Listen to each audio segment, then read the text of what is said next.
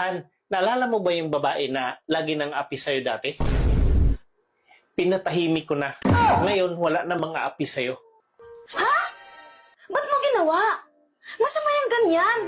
Nakikitil ka ng buhay ng tao. Kaya ko pa naman mga pang-aapi nila. Bakit? Wala namang kinitil na buhay Di ba sabi mo nga, pinatahimik mo na? Oo, pinatahimik ko, pero hindi ibig sabihin, kinitil ko buhay nila. Ano ka ba?